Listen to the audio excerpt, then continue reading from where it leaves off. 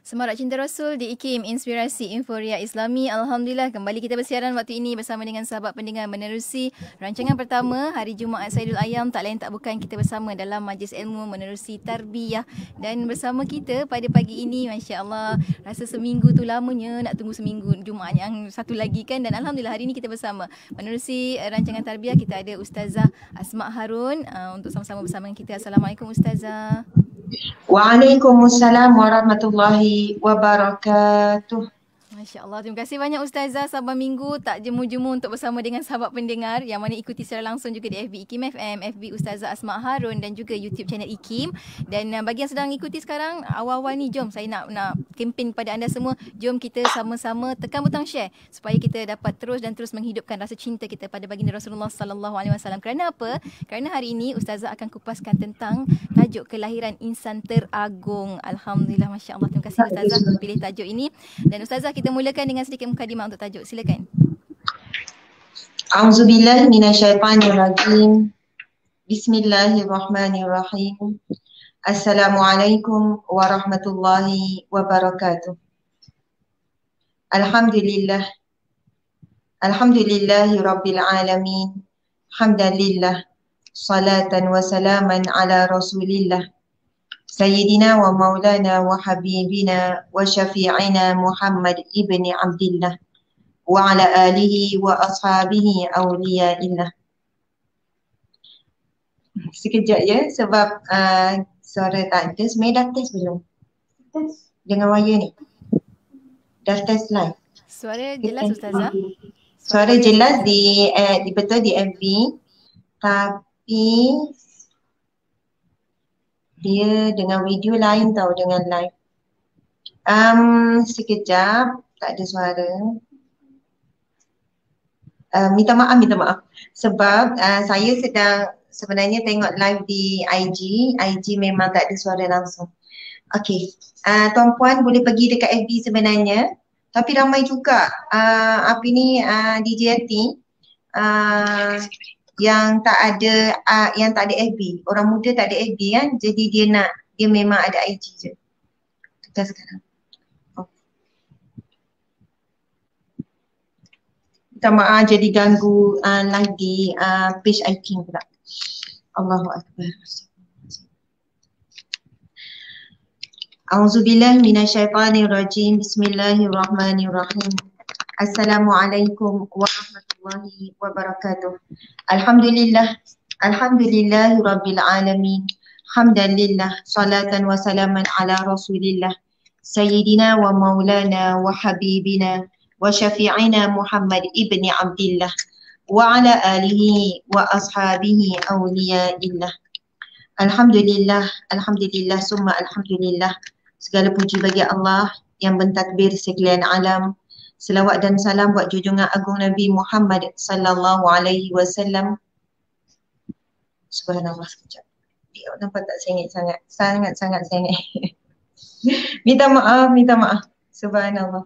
Alhamdulillah, muslimin-muslimat yang dirahmati Allah sekalian.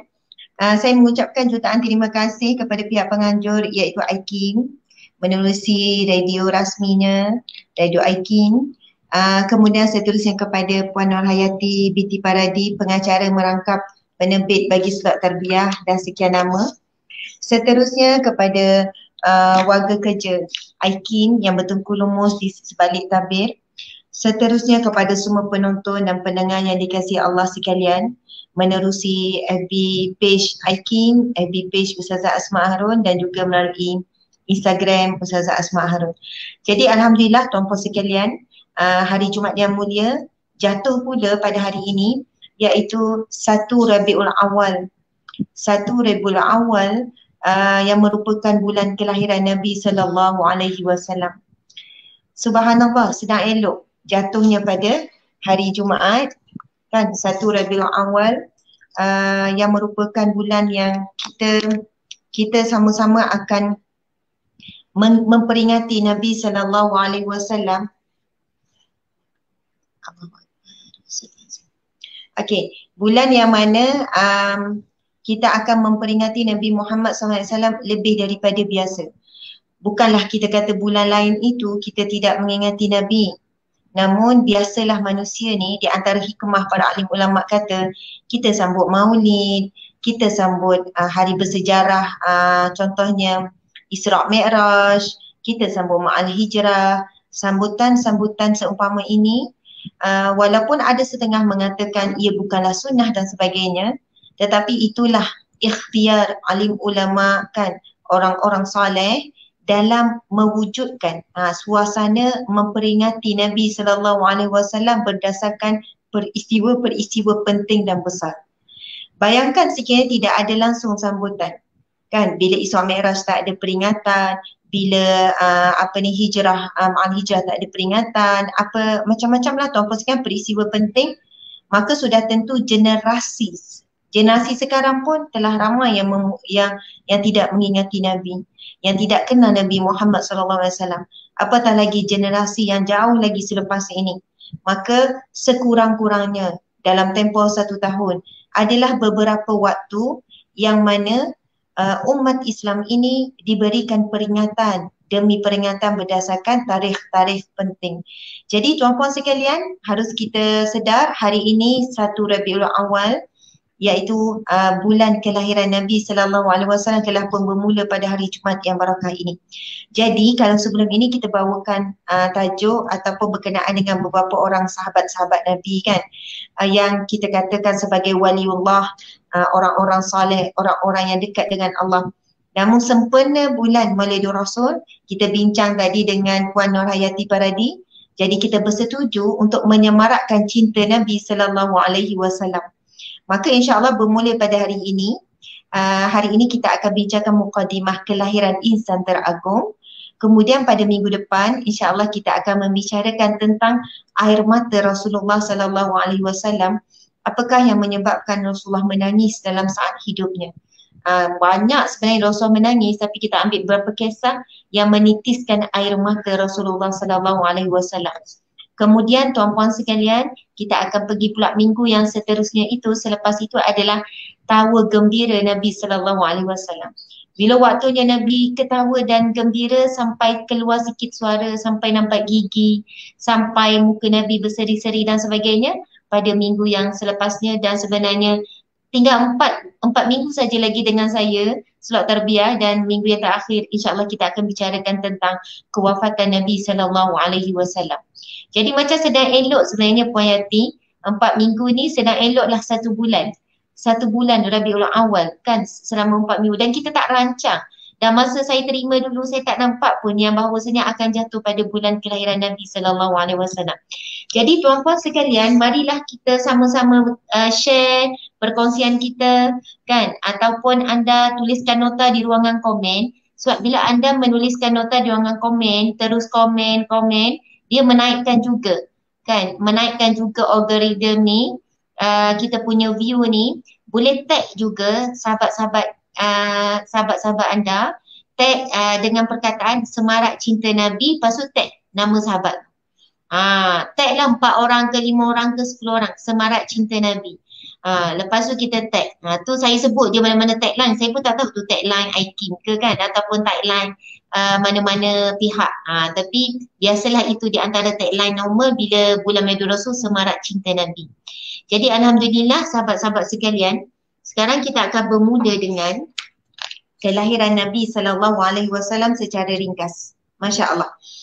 Baginda yang mulia Sayyidul Wujud Nabi Muhammad SAW kan, penghulu segala kewujudan, Sayyidul Mursalin, Sayyidul Nabiyyin, Sayyidul Anbiya, penghulu para nabi, penghulu para rasul, Ahsanun Nas, sebaik-baik manusia, Ahsanul Khaliqin, sebaik-baik makhluk.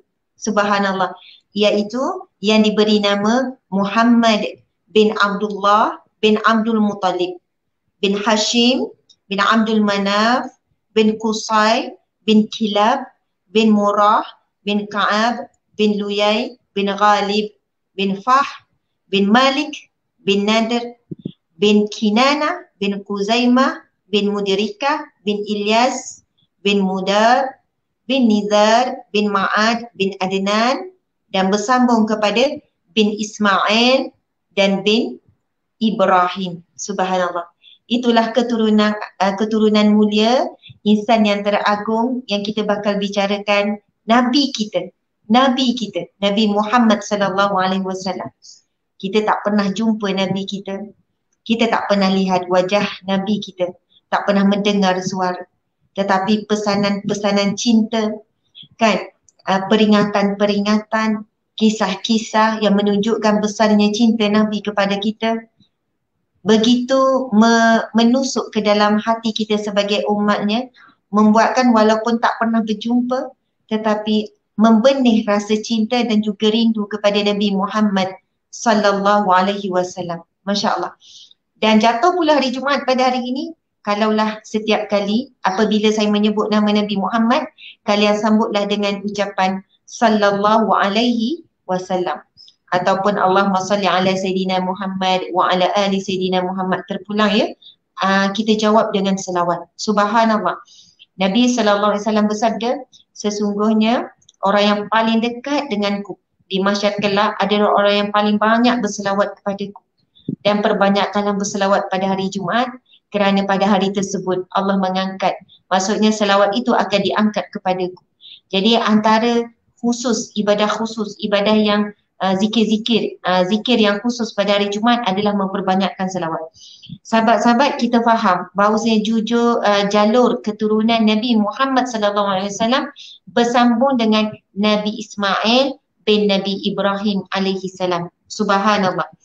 Baiklah, seterusnya baginda Nabi sallallahu alaihi wasallam dilahirkan di kota Mekah.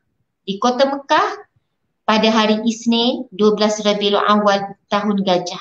Inilah pendapat yang paling masyhur, walaupun ada perbezaan pendapat di sana sini oleh ulama-ulama sekian, tetapi yang paling masyhur 12 Rabiul Awal tahun Gajah. Kenapa disebut tahun Gajah? Ketika itu tahun Hijrah belum bermula. Tahun Hijrah bermula ketika Rasulullah melakukan hijrah daripada Mekah ke Madinah. Ketika itu umur Nabi 53 tahun. Ada yang mengatakan 52, ada yang kata lebih awal. Tetapi paling masyhur umur Nabi ketika itu 53 tahun. Bermaksud bermula daripada tahun kenabian ketika umur Nabi 40 tahun. Boleh nampak sikit ya jalur kenabian, waktu kenabian. Nabi sallallahu alaihi wasallam dilantik menjadi nabi ketika umur 40 tahun. 13 tahun berada di Mekah. Yang mana semua ayat Al-Quran yang turun di Mekah namanya ayat Makiyah. Kemudian Nabi berhijrah. Perintah Allah hijrah ke Madinah pada umur 53 tahun. Dan Nabi wafat pada umur 63 tahun. Jadi 10 tahun di Madinah. Faham ya? Sebab itu ayat Al-Quran yang turun selepas Rasulullah hijrah dinamakan ayat Madaniyah. Ayat Makiyah, ayat Quran yang turun di Mekah. Ayat Madaniyah, ayat yang turunkan di Madinah. 13 tahun Rasulullah di Mekah. Sahabat-sahabat dimati Allah sekalian, ketika hijrah umur Nabi 53 tahun, barulah bermulanya tarikh ataupun kita sebutkan sebagai kalendar Islam yang dinamakan hijrah. Dan siapakah yang menyusun kalendar Islam ini? Sayyidina Umar radhiyallahu anhu. Sayyidina Umar. Masa Sayyidina Abu Bakar belum disusun lagi. Tetapi apabila Sayyidina Umar, ketika Sayyidina Umar memerintah, banyak peluasan kuasa yang Sayyidina Umar buat. Kan, antara peluasan kuasa, maksudnya Islam menguasai dunia melebihi daripada 2/3 ni, antara yang sangat aktif ataupun yang sangat berkembang dengan cepat zaman Sayyidina Umar. Sayyidina Umar banyak menuliskan surat-surat kepada para pembesar dunia. Kan, hantar-hantar surat. Sehingga satu ketika Sayyidina Umar berfikir mesti menuliskan tarikh. Maksudnya waktu, tarikh lah berapa hari bulan sekian-sekian. Lalu dibincangkan dengan beberapa orang sahabat, berkumpullah musyawarah. Bila kita nak start tarikh dalam Islam ni, baru nak start tarikh, catatan tarikh sejarah dalam Islam. Ada yang kata start kelahiran Nabi, ada yang kata ketika peristiwa Isra Mi'raj, macam-macam cadangan. Akhirnya disepakati bermula dengan peristiwa hijrah. Sebab itu namanya kalendar hijrah ataupun tahun hijrah. Kerana itu sebenarnya saya nak jelaskan, mungkin ramai orang tak faham, kenapa disebut Nabi lahir tahun Gajah. Sebelum adanya kalender hijrah ketika umur Nabi 53 tahun, dan kalender ini pun dibentuk selepas Rasul wafat. Uh, Catatan tarikh ataupun peristiwa dicatat berdasarkan peristiwa besar yang berlaku. Jadi tahun tersebut peristiwa besar adalah berlakunya peristiwa tentera Abraha menuju ke Kaabah untuk tujuan meruntuhkan Kaabah. Dan ketika itu datuk Nabi SAW yang bernama Abdul Muttalib antara pemimpin ketika itu yang mempertahankan Kaabah. Dan kita tahu ringkas cerita Allah mengutuskan segerombolan burung daripada yang membawa batu daripada neraka menjatuhkan kepada tentera bergajah. Tentera bergajah Abraha, sehingga kan digambarkan dalam surah Al-Fil itu, mereka itu ibarat seperti daun yang dimakan ulat sampai berlubang-lubang kan. Sebab apa? Walaupun batu kecil, dia jatuh mungkin kepada gajah ataupun kepada manusia, pada tentera ini, jadi berlubang-lubang tubuh badannya. Ibarat pernah tak kita tengok ada daun, kemudian nampak ada lubang yang dimakan ulat. Ibarat berlubang-berlubang macam tu lah. Subhanallah. Jadi harus faham bila kita sebut baginda dilahirkan di kota Mekah pada hari Isnin 12 Rabiul Awal tahun gajah. Sebab tak ada lagi kalender hijrah ketika itu kerana berdasarkan peristiwa besar. Allah memelihara Kaabah bukan sekali untuk diruntuhkan ya. Banyak dah peristiwa nak meruntuhkan Kaabah ini. Tetapi Allah memelihara dengan segala tenteranya, termasuklah daripada burung. Baiklah. Ketika melahirkan baginda, ibunya Aminah binti Wahab, kan? Ibunya Aminah binti Wahab tidak berasa sakit. Walau bagaimanapun sebagian ulama mengatakan ibunya Aminah merasa sakit sedikit pada proses awal kelahirannya. Ketika dilahirkan, baginda dalam keadaan sudah berkhatan. Dikatakan baginda menggenggam jari-jari tangannya sambil jari telunjuk menunjukkan isyarat tauhid. Subhanallah. Saya sedang membacakan satu kitab yang masyhur sebenarnya, kenali biografi lengkap Rasulullah sallallahu alaihi wasallam. Saya dapat ni hadiah daripada Pusat Zakat Negeri Sembilan, Dr. Syed Muhammad bin Al-Alawi. Tapi kitab ini banyak dijual juga, subhanallah. Muslimin muslimat sekalian, ketika lahir Nabi sudah pun berkhatan. Dikatakan baginda menggenggam jari tangan sambil jari telunjuk menurut isyarat tauhid, menunjukkan isyarat tauhid. Jadi yang lain semua genggam. Malam kelahiran Nabi berlaku beberapa peristiwa ajaib dan aneh. Antaranya berhala-berhala sekitar Mekah, sekitar berhala-berhala yang dibina sekitar Kaabah runtuh. Cahaya terang muncul bersama kelahirannya yang dapat menerangi istana di negeri Syam. Nabi berada di Mekah, tuan-puan sekalian. Lahir di Mekah, tetapi cahaya yang keluar daripada rumah Nabi bersama dengan kelahiran sampai dilihat di negara Syam. Negara Syam ni negara apa, tuan-puan sekalian? Sekarang cuba cari peta. Ada tak namanya negara Syam? Tidak ada. Negara Syam asalnya adalah sebuah negara yang besar terdiri daripada Palestin, kemudian Jordan, kemudian Syria dan juga Lebanon. Sebab itu empat negara ini kita nampak dia sempadan. Okey, Palestin, Jordan, Syria dan juga Lebanon. Jadi ini empat negara yang dahulunya namanya Syam. Tetapi blok-blok barat kan, mereka lah yang memecahkan negara Syam ini kan kepada blok-blok kecil yang kita nampak tidak bersatu pada hari ini. Masing-masing menguruskan negara yang dahulunya satu dengan cara masing-masing. Bahkan kita pun kalau nak kupas panjanglah sedih juga kan dalam keadaan umat Islam di Palestin memerlukan pertolongan, macam-macam lah yang berlaku. Okey. Jadi tuan-puan sekalian, jadi faham ya bila sebut Syam boleh bayangkan. Dan jauh jarak ni, bukan dekat ya. Maksudnya bila keluar cahaya dikatakan penduduk Mekah berkumpul, sangat pelik. Apa kelebihan bayi ni?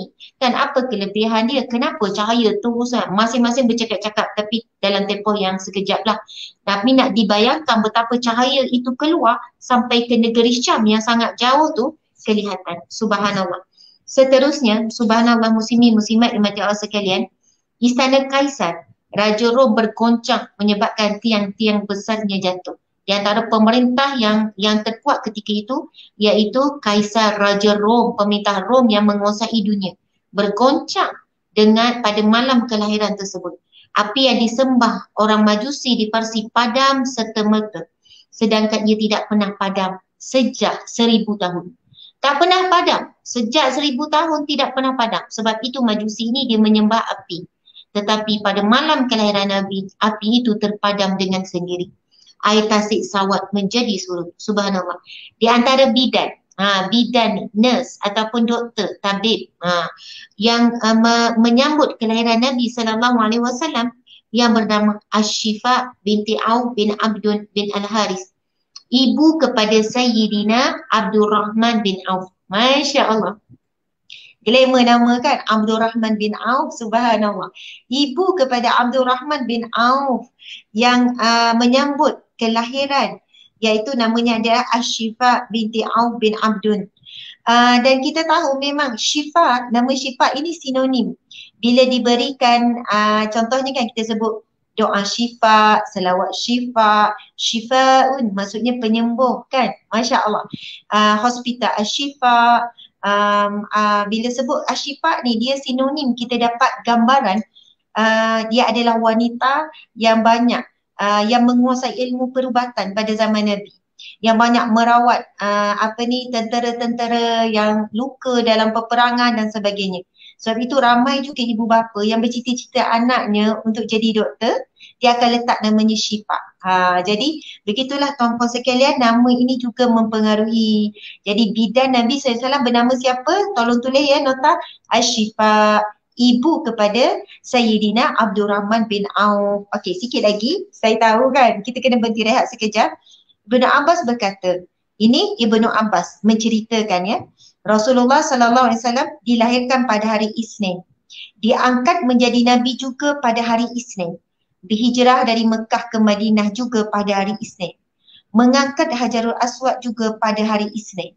Ia merupakan hadis riwayat Ahmad dan dikatakan Nabi Muhammad juga meninggal pada hari Isnin dan juga meninggal pada tarikh yang sama, 12 Rabiul Awal. Tahun pertama, tahun ke-13, tahun ke-10 Hijrah. Maksudnya hari Isnin ni adalah satu hari yang mulia. Dan kita tahu Nabi lahir hari Isnin, Nabi hijrah hari Isnin, Nabi diangkat menjadi Nabi hari Isnin, Nabi mengangkat Hajarul Aswad juga pada hari Isnin. Ketika berlaku banjir besar, kemudian Hajarul Aswad jatuh. Kan ada cerita sikit tu, dan Nabi mengangkat Hajarul Aswad pada hari Isnin, Nabi wafat juga pada hari Isnin. Masya Allah. Dan Nabi pernah ditanya kan, bila puasa Isnin dan juga Khamis, Nabi kata, aku bersyukur dengan kelahiranku pada hari Isnin, maka aku menyambut kesyukuran itu dengan berpuasa. Subhanallah. Jadi itu mukadimah kita. Masya Allah. Masya Kembali Allah, kepada Masya Allah. DJ Hayati. Masya Allah, Masya Allah. Maknanya Ustazah memang Allah pilih tempatnya, harinya, bulannya, tahunnya, sehingga kan siapa yang akan menyambut pun sebenarnya memang Allah pilih. Ashifa. Ramai sahabat-sahabat kita telah pun komenkan di situ nama Ashifa. Masya Allah. Lepas ni ramailah yang meletakkan nama anak-anak Ashifa. Alhamdulillah. Ya, subhanallah. Mengambil bersempena dengan semangat baginda Rasulullah SAW. Kita akan berhenti rehat seketika. Untuk anda rakan pendengar, jangan ke mana-mana, teruskan kesetiaan bersama kami tentunya hanya di IKIM, Inspirasi Inforia Islami.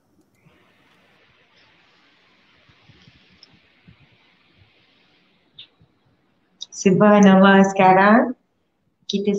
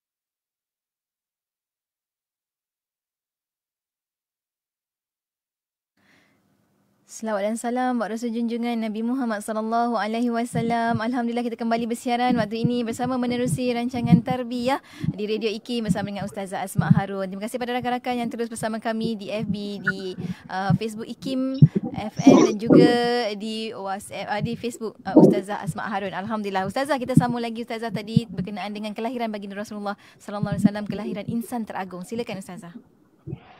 Subhanallah walhamdulillah wa la ilaha illallah wallahu akbar.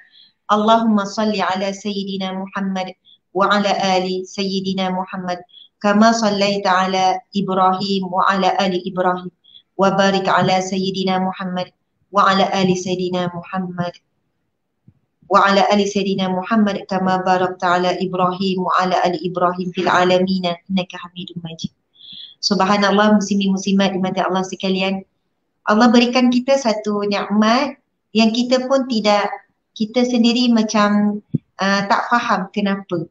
Apabila bercakap tentang Nabi tidak pernah puas, tak pernah rasa jemu.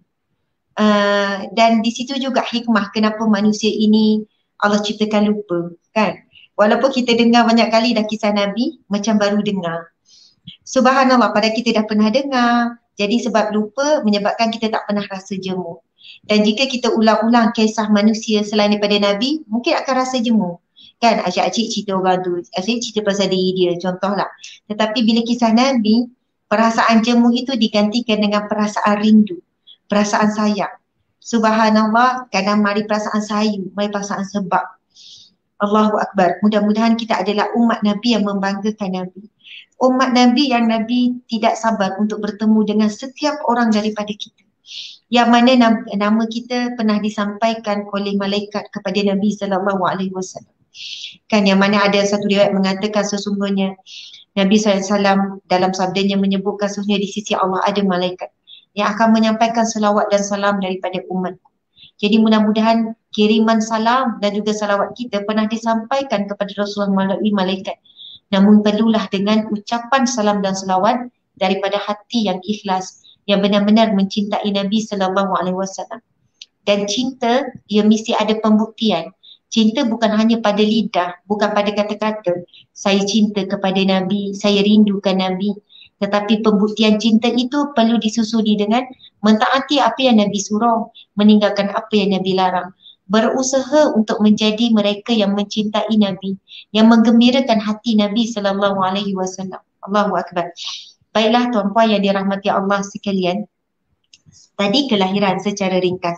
Sekarang kita pergi kepada sedikit perkongsian berkenaan dengan penjaga dan ibu susuan Nabi sallallahu alaihi wasallam. Orang yang pertama sekali yang menyusukan Nabi adalah ibundanya, iaitu Sayyidah Aminah, ibundanya sendiri. Sayyidah ataupun Sayyidatina Aminah, ibunda Nabi sallallahu alaihi wasallam. Seterusnya baginda disusukan oleh Suwaibah Aslamiyah untuk beberapa hari saja. Boleh tulis ya tuan-puan sekalian. Memula ibunya Aminah, yang kedua iaitu Suwaibah Al-Aslamiyah. Kemudian baginda disusukan pula oleh Halimah. Kita selalu dengar Halimatus Sa'diyah, Halimatus Sa'diyah. Maksud Sa'diyah dikatakan adalah sandaran, namanya Halimah. Tapi Sa'diyah itu dia disandarkan kepada Bani Sa'ad. Bani Sa'ad jadi dia Sa'diyah. Maksud Sa'diyah ni bahagia tau, bahagia. Kan? Kita sebut sanah helwa, okay, sanah helwa ya, tapi Sa'ni tu bahagia. Jadi Sa'diyah yang membahagiakan. Tapi tuan-puan sekalian, biasa orang Arab kan dia akan melaqab atau beri gelaran berdasarkan tempat. Kalau saya daripada Terengganu kan, Ustazah Asma Al-Terengganu, contoh begitulah kan, ataupun nak letak nama kampung pun boleh, Al-Batunani, Kampung Batunam kan, contohnya Batunani pula jadi.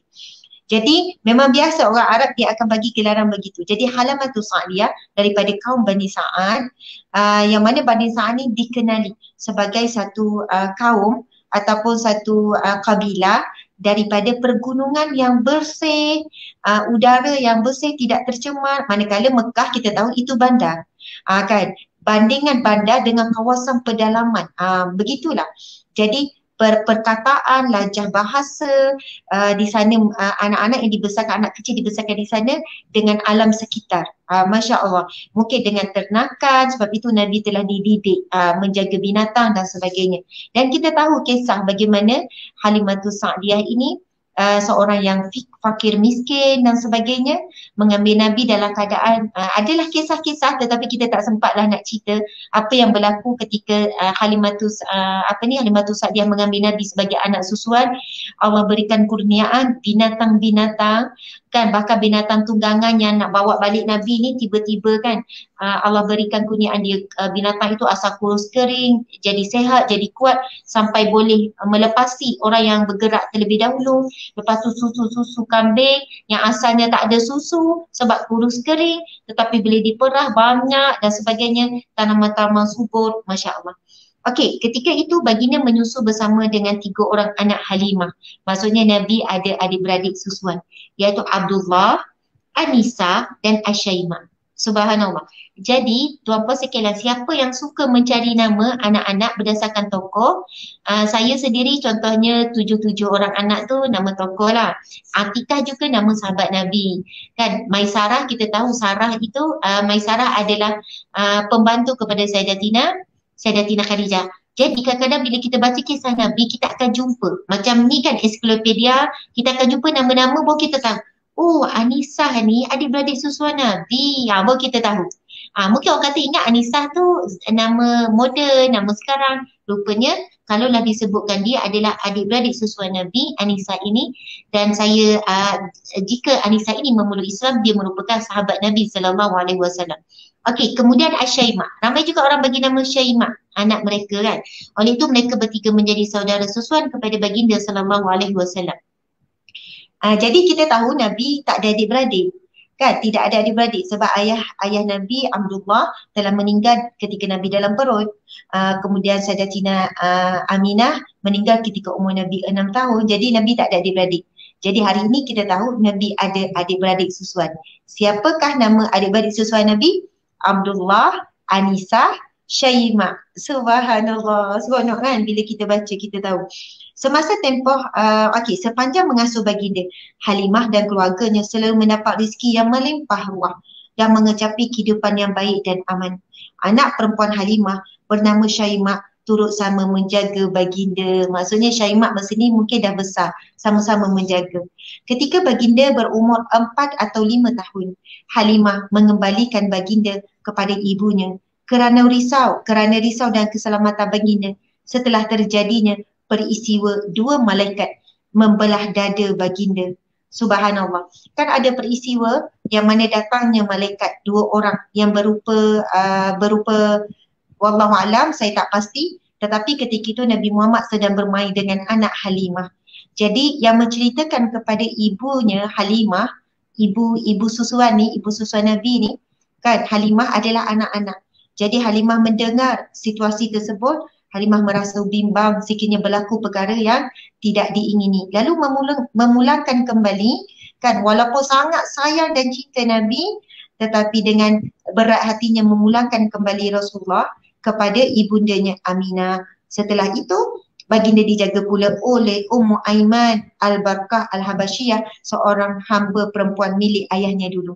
Maksudnya, kembalilah semula tetapi turut dijaga bersama, iaitu Ummu Aiman.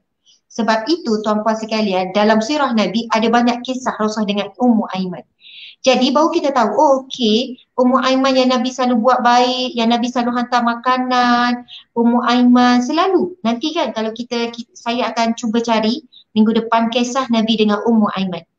Dikatakan Ummu Aiman ni juga umurnya panjang, usianya dipanjangkan Allah, kan, sehingga Nabi suka bila nak berbakti kepada ibu bapa, kan, sebab ibunya dah meninggal ketika kecil, Nabi berbakti kepada Ummu Aiman. Rupanya Ummu Aiman ini adalah hamba ataupun kita sebutkan pembantu. Zaman Arab memang ada hamba, dan bukan kita kata teruknya bapa Nabi pun ada hamba, mak Nabi pun ada hamba. Itu adalah sistem budaya ataupun sistem masyarakat Arab ketika itu. Jadi memang ada keturunan hamba, ada keturunan bangsawan, ada keturunan, tetapi dengan perutusan baginda Nabi SAW, sistem perhambaan telah pun dimansuhkan secara beransur-ansur sehingga hari ini tidak ada lagi penghambaan. Sebab itu kalaulah ada yang mengatakan, orientalis mengatakan Islam adalah agama yang memperhambakan manusia, sebenarnya itu adalah satu tuduhan.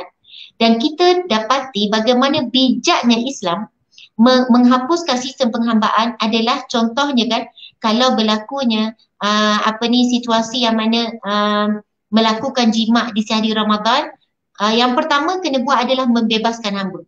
Banyak kafarah adalah bebaskan hamba. Dan akhirnya bila hamba-hamba dibebaskan, dah tak ada hamba lagi dah sampailah hari ini.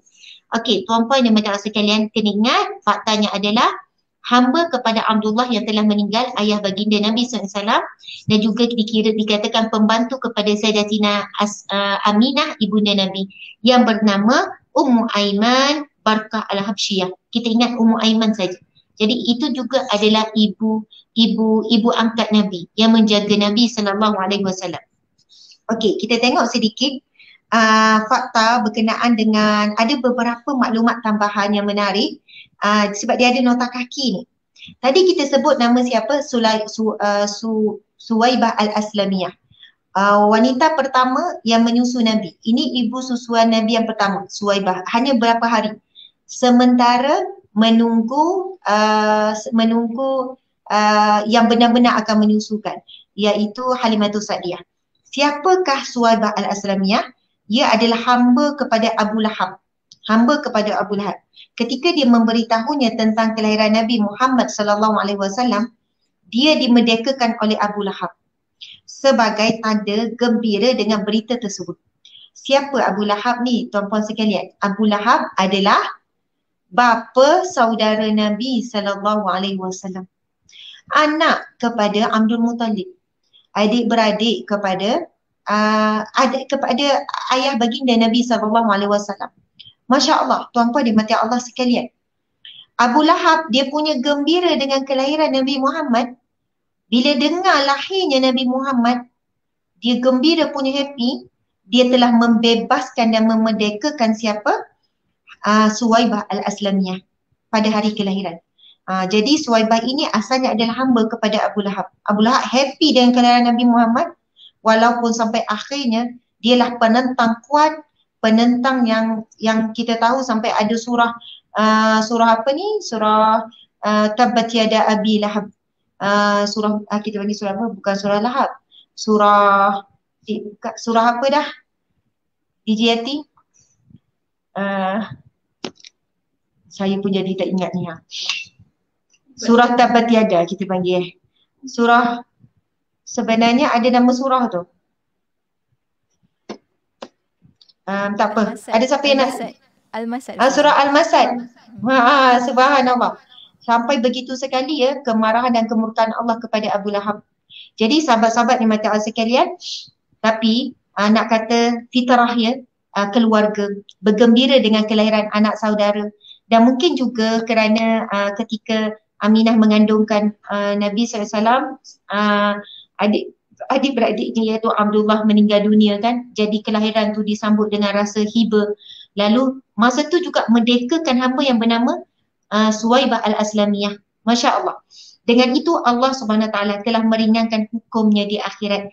Seperti yang diriwayatkan oleh Imam Bukhari dalam hadis mursal. Selepas dia meninggal, Abu Lahab dilihat dalam mimpi memberitahu yang dia mendapat seksa yang ringan sedikit pada hari Isnin kerana memerdekakan Suwaibah sebagai tanda gembira mendengar berita kelahiran Nabi Muhammad SAW. Ini berdasarkan satu hadis riwayat Imam Bukhari dalam hadis mursal. Memang ada kisah tuan-puan sekalian yang menceritakan di dalam satu mimpi, Abu Lahab dilihat dalam mimpi yang mana dia memberitahu dia mendapat seksaan dia diringankan setiap hari Isnin. Setiap hari Isnin, seksaan terhadap Abu Lahab diringankan oleh Allah Subhanahu Wa Taala. Kerana apa? Dengan kegembiraan dia menyambut kelahiran Nabi SAW. Masya Allah, dengan cara memerdekakan hamba yang bernama Suwaibah Al-Aslamiyah. Subhanallah.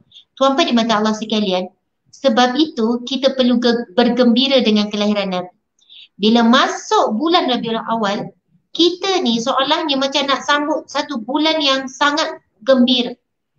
Bayangkan ya, ini orang kafir, musyrik Bukan sekadar musyrik biasa ya. Penentang, pemimpin yang menentang. Sebab itu Nabi SAW dalam dakwah baginda bukan sekadar ditentang oleh orang luar, tetapi orang yang mencintai Nabi sendiri.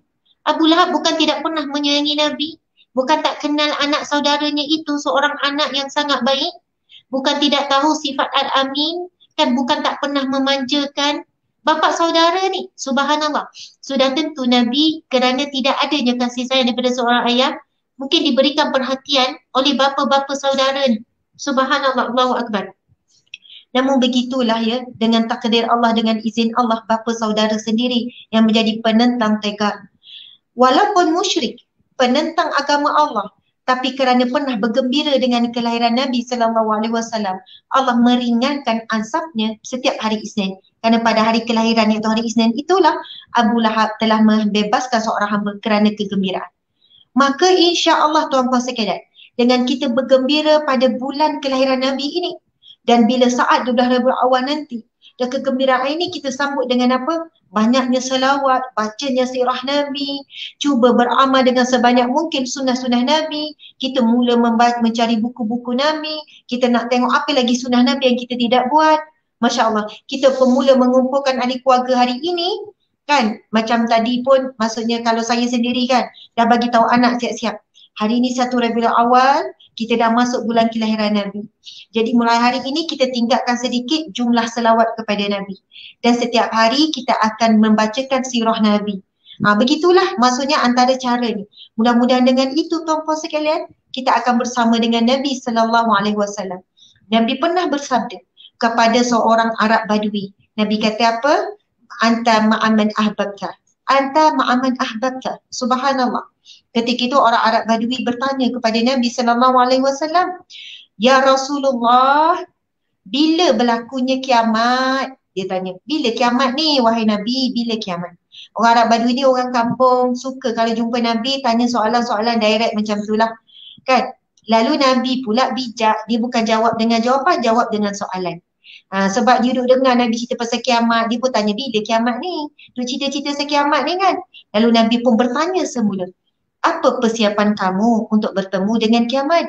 Kamu bersiap apa nak jumpa kiamat, duk tanya bila kiamat ni? Kata ya Rasul, aku tidak ada apa-apa ya Rasulullah. Maksudnya tak adalah amalan yang berhebat, amalan yang banyak. Tetapi dalam hatiku ya Rasulullah, aku mencintaimu ya Rasulullah. Aku sayang kepadamu ya Rasulullah. Aku mencintaimu ya Rasulullah. Kemudian Nabi terus jawab, Anta ma'aman ahbabta. Kamu akan bersama dengan orang yang kamu cinta. Subhanallah, muslimin muslimat sekalian. Tanya hati kita sekarang, benarkah dalam hati kita ini ada cinta kepada Nabi? Benarkah cinta kita itu cinta yang jujur, ikhlas? Ataupun hanya pada lidah tuan-puan sekalian? Apakah bukti pengorbanan kita untuk membuktikan cinta kita kepada Nabi? Adakah kita mengorbankan harta kita untuk membantu perkembangan agama ini? Adakah kita mengorbankan masa kita, tenaga kita, fikiran akal kita? Bagaimana kita nak mendakwah kepada ahli keluarga, mendakwah kepada masyarakat? Tetapi kadang-kadang ya tuan-puan sekalian, kita perah otak kita. Macam mana nak dekor rumah cantik-cantik? Kita perah otak kita, tenaga kita, macam mana nak masak sedap-sedap? Kita perah otak kita untuk hal-hal dunia. Tetapi bila hal dakwah menyambung perjuangan Nabi, kita tak perah otak betul-betul. Kita tak kerah betul-betul tenaga kita. Apa yang kita nak buat? Nabi nak apa? Nabi nak seramai mungkin jumpa Nabi di syurga. Nabi nak menyelamatkan seramai mungkin umatnya daripada api neraka. Kita tak kerah betul-betul tenaga. Kita tak kerah betul-betul akal ilmu yang Allah bagi. Tetapi untuk hal keduniaan, kita mengerah sehabis tenaga. Jadi tuan-puan dimati Allah sekalian, mudah-mudahan jika benar dalam hati kita ada benih cinta kepada Nabi, maka kita kena suburkan benih cinta itu. Dengan apa? Kan pepatah Melayu sebut kan, DJ Yati, tak kenal maka tak cinta. Ia memang betul. Istilah itu sangat tepat. Sebab itu mustahil untuk kita kata kita cintakan Nabi, tapi kita tak kenal Nabi. Kita tak kenal cara hidup Nabi. Kita tak kenal sirah-sirah Nabi. Dan boleh dikatakan beginilah, kalau siapa kata cinta Nabi tapi tak ada kitab sirah Nabi, itu pun soalannya Bukanlah nak sebut, nak judge ya. Soalannya dusta. Tapi kan orang marah pula kalau cakap macam ni. Kalaulah kita kata kita cerita Nabi, kalau rumah kita ada TV yang mahal, ada sofa yang cantik, ada katil yang elok, ada macam-macam yang canggih, tapi tak ada satu kitab sirah Nabi, layak tak kita kata kita cintakan Nabi? Kita cintakan Nabi daripada mana? Jatuh cinta ini mesti dengan kenal. Bila kenal, baca kisah-kisah Nabi, mengalir air mata.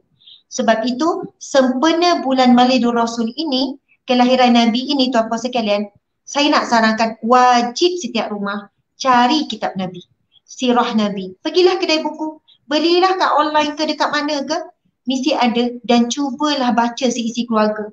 Kalau suami tak nak ikut sama, kita mula dulu dengan anak-anak. Subhanallah, itulah dia antara cara langkah untuk rasa cinta kepada Nabi, bermula daripada kenal Nabi, baca pengorbanan Nabi, macam mana kisah Nabi dalam perang, bagaimana ketika Nabi berhadapan dengan tentangan daripada ahli keluarga sendiri dan sebagainya. Sekarang pukul berapa ni dah habis? Ya Allah, dah habis dah masa kita di JRT.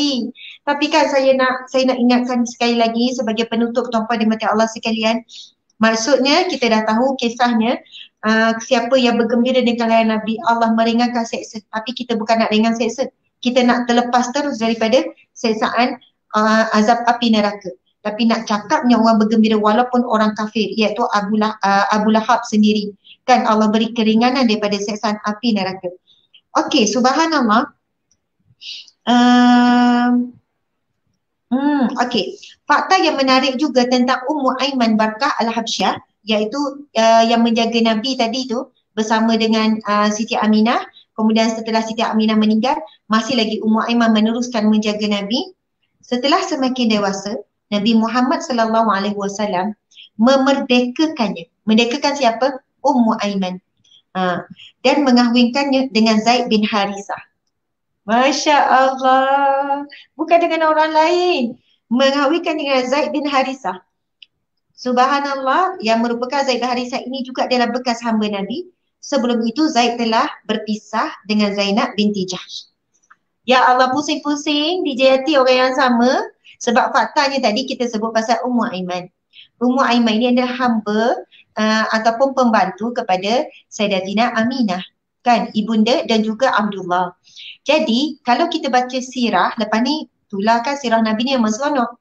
Sayyidatina Khadijah ceritanya tuan-puan sekalian, sorry ya, sikit ya DJT. Setelah kematian anak lelaki Nabi, siapa anak lelaki Nabi yang pertama? Anak Nabi kita ada 7 orang, Abdullah. Setelah kematian Abdullah, Rasulullah sangat bersedih. Menunggu kelahiran anak lelaki. Sebab anak lelaki pertama kan Abdullah meninggal. Lepas tu lahir anak perempuan lagi. Anak kedua perempuan. Anak ketiga pun perempuan lagi. Anak keempat pun perempuan lagi. Subhanallah, nak dapat Ibrahim tu, tuan-puan sekalian, anak Nabi kita kan Qasim, Qasim, Abdullah, Ibrahim. Tapi Qasim nak dapat Abdullah, meninggal Qasim dulu. Sebab itu Nabi diberi gelaran Abul Qasim. Nabi antara gelaran Nabi yang lain Abul Qasim, bapa kepada Qasim. Gelaran ni dia ambil anak lelaki pertama, bukan anak perempuan pertama. Tak kiralah anak lelaki tu yang ke-6 ke, tapi anak lelaki yang tu lah biasa diberi gelaran Abul Qasim. Bila Qasim meninggal dunia, nak dapat anak lelaki Abdullah tu, setelah yang kedua pun perempuan, yang ketiga pun perempuan, yang keempat pun perempuan. Sehinggalah satu hari Sayyidatina Khadijah nak membahagiakan, nak mengembirakan suami dia. Bukannya Rasulullah tidak gembira dengan anak perempuan tu, tetapi seorang isteri yang tahu isteri ni, yang sangat memahami ni, suami dia ni nak sangat ada lelaki setelah anak lelaki Qasim meninggal dalam keadaan masih bayi.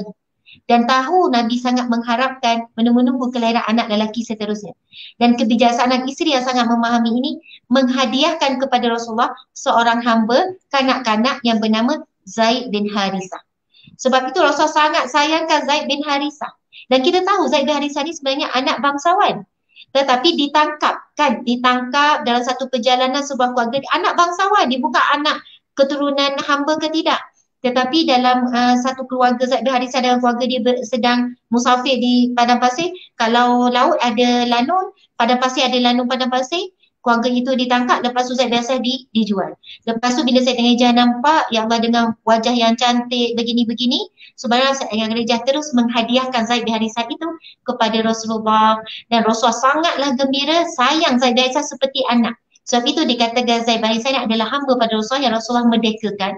Dan Ummu Aiman iaitu penjaga Rasulullah, dan Ummu Aiman ini bukan orang tua ya tuan-tuan sekalian, dia adalah hamba-hamba ni orang muda, kadang-kadang di kalangan kanak-kanak.